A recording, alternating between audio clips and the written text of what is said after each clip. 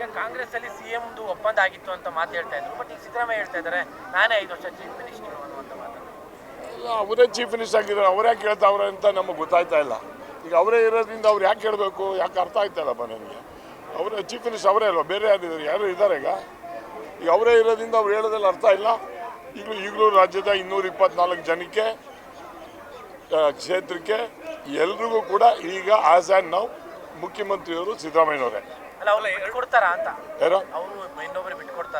ನಾನು JDS ಪಕ್ಷದ ಶಾಸಕ, ನನ್ನನ್ನು ಬಿಟ್ಕೊಡ್ತಾರ ಅಂತ ಕೇಳಿದ್ರೆ ನಾನೇನು ಹೈಕಮಾಂಡ್ ಆಗಿದೆ ಹೇಳ್ಬೋದಾಗಿತ್ತು. ಅವ್ರ ಹೈಕಮಾಂಡ್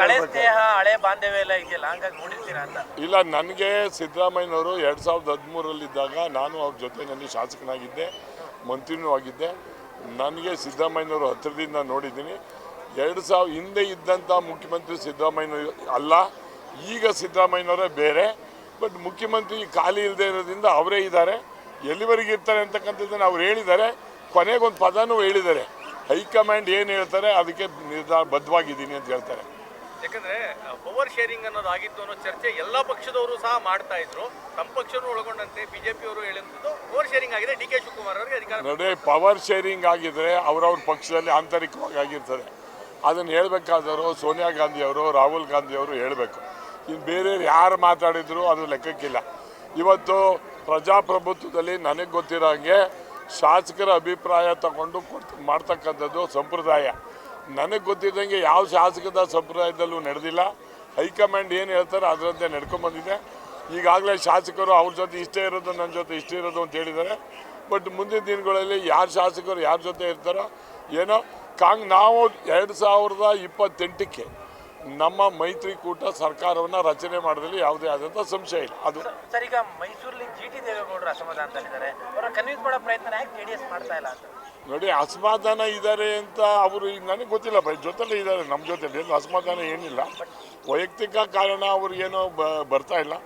ಬಟ್ ನಮ್ಮ ಪಕ್ಷದಲ್ಲಿ ಅವರು ಶಾಸಕರು, ನಮ್ಮ JDS ಶಾಸಕರೇ, ಅವರು ಬೇರೆ ಶಾಸಕರಲ್ಲ. ನಿಮ್ಮ ಪಕ್ಷ ಸಂಘಟನೆ ಎಲ್ಲೂ ಕೂಡ ಇಲ್ಲ ಅವರು, ಹಾಗಾಗಿ ಅವ್ರನ್ನ ಕರೆಸೋ ಪ್ರಯತ್ನ ಮಾಡ್ಕೋತೀರಾ? ಅಲ್ಲ, 100% ಕರೆಸೋ ಪ್ರಯತ್ನ ಮಾಡ್ತೀವಿ. ನೋಡ್ರಿ, ಮನ್ಸ್ಕೊಳ್ಳೋದು ಎಷ್ಟೈತಿ ಸಂಸಾರದಲ್ಲಿ, ಉಂಡು ಮಣಗೋವರಿಗೆ ಅಂತಿದ್ದಲ್ಲ, ಹಂಗೆ ಬರ್ತಾ ಬರ್ತಾ ಚುನಾವಣೆಯಲ್ಲಿ ಬರ್ತಾ ಎಲ್ಲ ಸರಿ ಹೋಯ್ತಾರೆ, ಎಲ್ಲ ಅಡ್ಜಸ್ಟ್ಮೆಂಟ್ ಇರ್ತದೆ, ಎಲ್ಲ ಒಂದಾಗ್ತಕ್ಕಂಥ ಸಾಧ್ಯತೆ ಜಾಸ್ತಿ ಇದೆ. ಈ ರಾಜ್ಯದಲ್ಲಿ ಅಭಿವೃದ್ಧಿಗಿಂತ ಹೆಚ್ಚಾಗಿ ನಾಯಕತ್ವ ಬದಲಾವಣೆ, CM ವಿಚಾರಗಳು ಚರ್ಚೆ ಆಗ್ತಾ ಇದೆ ಅಂತ ಅನ್ಸಲ್ವಾ ಅಂತ?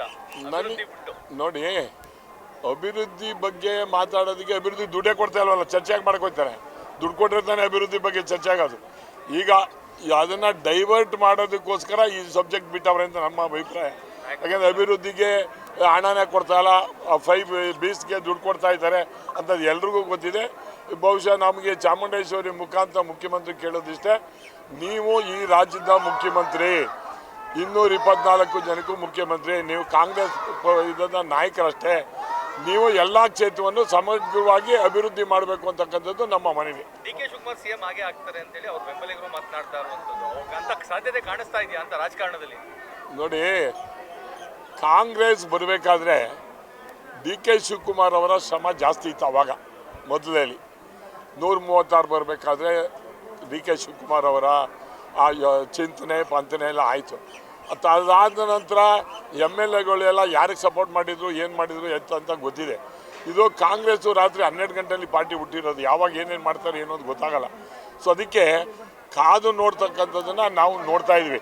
ನಮಗೆ ಅವಶ್ಯಕತೆ ಏನಿಲ್ಲ, ನಮಗಾಗಲಿ BJP ಅವ್ರಿಗಾಗಲಿ ಏನು ಅವಶ್ಯಕತೆ ಏನಿಲ್ಲ.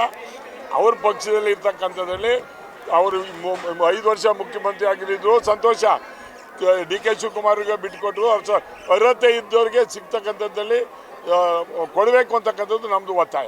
ಹೆಚ್ಚಿನ ಸಂಖ್ಯೆಯಲ್ಲಿ ಲಾಸ್ಟ್ ಚುನಾವಣೆಯಲ್ಲಿ DK ಶಿವಕುಮಾರ್ CM ಆಗ್ತಾರೆ ಅಂತ ವೋಟ್ ಹಾಕಿದ್ರು ಅನ್ನೋ ಒಂದು ಚರ್ಚೆ. ಅಲ್ಲಲ್ಲ, ಹಳೆ ಮೈಸೂರು ಭಾಗದಲ್ಲಿ ಕಾಂಗ್ರೆಸ್ ಜಾಸ್ತಿ ಬರೋದಕ್ಕೆ ಕಾರಣ DK ಶಿವಕುಮಾರ್ ಮುಖ್ಯಮಂತ್ರಿ ಆಗ್ತಾರೆ ಅಂತ ದೃಷ್ಟಿನಲ್ಲೇ ನಾವು 2030-40 ಸೀಟ್ ಕಳ್ಕೊಂಡಿರ್ತಕ್ಕಂಥದ್ದು ನಮಗೂ ಗೊತ್ತಿದೆ.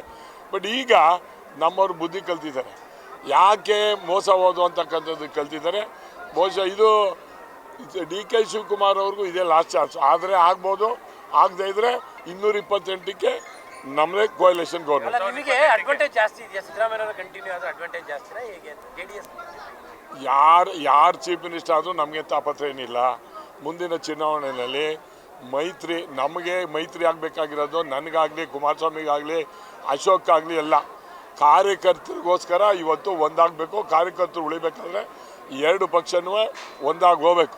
ಬಹುಶಃ ನಿಮಗೆ ಅರ್ಥ ಆಗ್ತದೆ, 138 ಸೀಟ್ ಗೆದ್ದಿದ್ದೀವಿ ಅಂತ ಹೇಳಿದ್ರು ಪಾರ್ಲಿಮೆಂಟಲ್ಲಿ. ನಾವು 151 ಕ್ಷೇತ್ರದಲ್ಲಿ ಮುಂದೆ ಇದ್ದೀವಿ ಮತದಾನದಲ್ಲಿ.